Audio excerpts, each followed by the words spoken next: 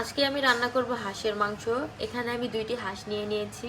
এখন দিয়ে দিলাম পেঁয়াজ, দিয়ে দিলাম কাঁচামরিচ, আস্ত মশলা, লবণ, মরিচের গুঁড়া, হলুদের গুঁড়া, ধনিয়া গুঁড়া, আদা রসুন বাটা, সয়াবিন তেল। এখন এগুলোকে আমি ভালোভাবে মেখে নিব।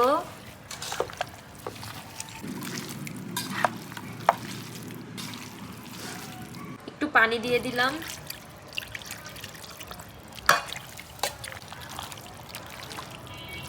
আমার মাখা হয়ে গেছে। হাই হিটে এটা আমি বসিয়ে দিয়েছি। এখন ঢাকনা দিয়ে ঢেকে দিব।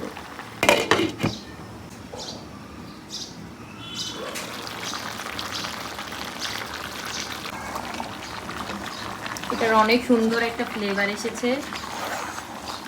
এগুলোকে আমি ভালোভাবে কষিয়ে নিব যেন কষানোর মধ্যেই মোটামুটি সেদ্ধ হয়ে যায়। এখন দিয়ে দিব আস্ত রসুন, শুকনা মরিচ। এখন এগুলোকে ভালোভাবে নাড়াবো।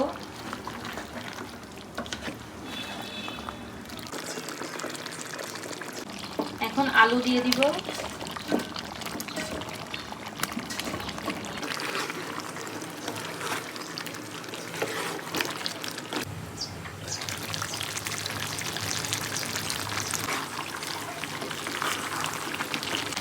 মোটামুটি সেদ্ধ হয়ে গেছে। এখন পানি দিয়ে দিব।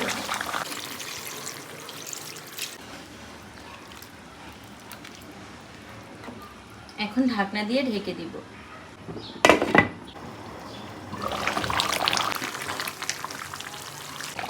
প্রায় হয়ে এসেছে। এখন দিয়ে দিব জিরার গুঁড়া। ভালোভাবে নেড়ে নিব। আমার রান্না শেষ। এখানে আমি ভাতের সাথে তরকারি নিয়ে নিব, খেয়ে দেখব কেমন হয়েছে।